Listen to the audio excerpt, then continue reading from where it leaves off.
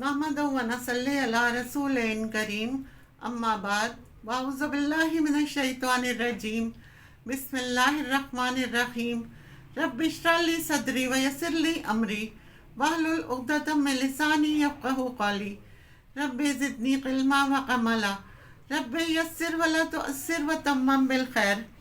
हम में से कितने लोग ऐसे हैं जो अक्सर या फिर ज़िंदगी में एक बार ऐसा सोचते हैं कि अल्लाह मुझे याद क्यों नहीं रखता, शायद अल्लाह ताला मुझे पसंद नहीं करता। जो ऐसा सोचता है वो अल्लाह के अहकामात से काफ़ी दूर निकल चुका होता है। हम ऐसा कौन सा काम कर सकते हैं जिससे हम अल्लाह ताला के कितने करीब हो सकते हैं। इसका एक आसान तरीक़ा है सूरह अद-दुहा।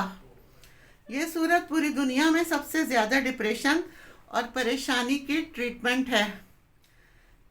ये सूरत सिखाती है कि अल्लाह के बारे में हमें हमेशा पॉजिटिव रहना है, हमेशा अल्लाह के बारे में उम्मीद रखनी है, क्योंकि अल्लाह कभी भी अपने किसी बंदे को तन्हा नहीं छोड़ता। हम में से ज़्यादातर लोगों को सूरह अद-दुहा ज़बानी याद है, लेकिन हम में से कितने लोगों को इस सूरत के नज़ूल का इल्म है कि ये सूरत किस वजह से नाजिल हुई और इस सूरत का हमारी ज़िंदगी पर क्या ख़ास असर पड़ता है जब हम इसे पढ़ते हैं। सूरह अद-दुहा कुरान पाक की 93 नंबर की सूरत है। यह कुरान पाक के 30वें पारे में मौजूद है। ये सूरत उन सूरतों में से है जिसकी तमाम आयतें नबी करीम सल्लल्लाहु अलैहि वसल्लम पर एक साथ नाजिल हुईं। सूरह अद-दुहा के शान नज़ूल के बारे में आता है कि सूरत एक मुद्दत तक नबी करीम सल्लल्लाहु अलैहि वसल्लम पर वही का सिलसिला रुकने और कुफ़ार के आपको ताना देने के बाद नाजिल हुई।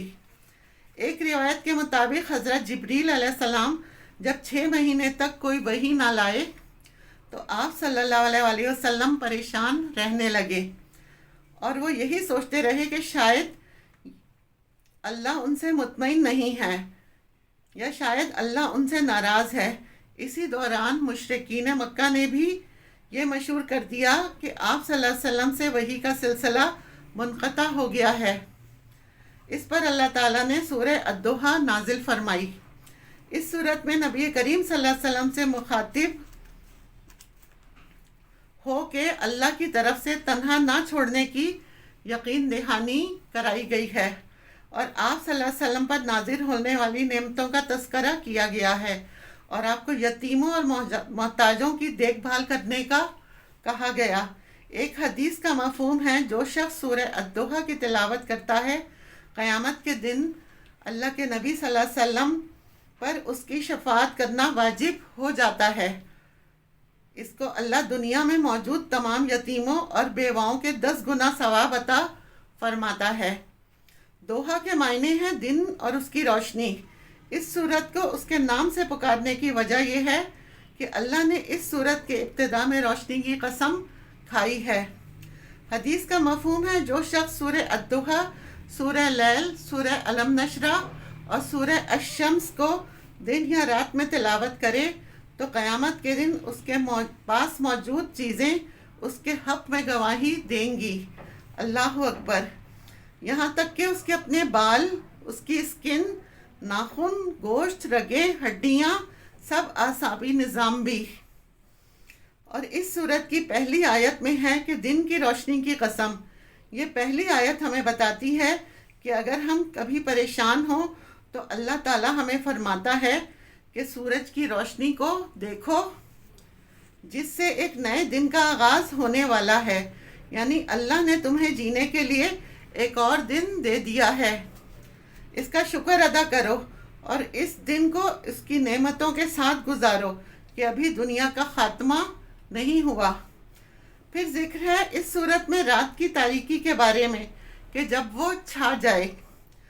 लोगों की ज़िंदगी का बड़ा मसला रात को आराम ना करना होता है।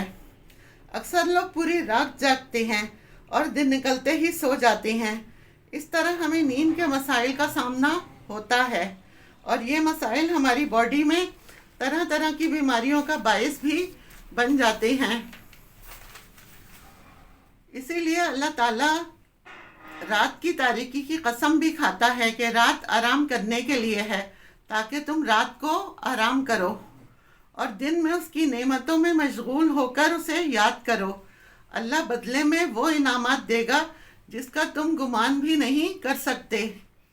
پھر ذکر کیا اللہ نے کہ آپ کے رب نے آپ کو چھوڑا ہے، نہ آپ کے رب نے آپ کو چھوڑا ہے اور نہ ہی وہ بیزار ہوا ہے، البتہ آخرت آپ کے لیے دنیا سے بہتر ہے۔ آپ کا رب آپ کو اتنا دے گا کہ آپ خوش ہو جائیں گے۔ ہم خود سوچیں کہ یہ الفاظ اس شخص کے لیے کتنے بہترین ہیں جو پریشان ہوتا ہے، کہ اس دنیا میں پریشانی سے گھبراؤ مت، بلکہ اس دنیا کے بعد جو زندگی ہے اس میں اللہ آپ کو اتنا دے گا، یعنی جنت، کہ آپ خوش ہو جائیں گے۔ یہ صورت پریشانیوں کا سب سے بڑا علاج ہے۔ جب بھی آپ پریشان ہوں تو اس صورت کو کثرت سے پڑھا کریں، اس سے آپ کا دل مطمئن ہوگا، آپ کے ذہن سے تمام غم اور پریشانیاں دور ہو جائیں گے اور اللہ پر آپ کا ایمان اور بھی زیادہ مضبوط ہو جائے گا اور آپ کا دل عبادت میں زیادہ لگے گا، اور جو نعمتیں اللہ نے ہمیں دی ہیں ان تمام نعمتوں کا اور ایک ایک سانس کا ہم شکر ادا کر پائیں گے۔ یہ عمل ہمیں اللہ سے نزدیک کر دے گا، تب اللہ کا وعدہ پورا ہوگا اور اللہ آپ کو اتنا دے گا کہ آپ خوش ہو جائیں گے۔ وآخر دعوانا ان الحمد للہ رب العالمین۔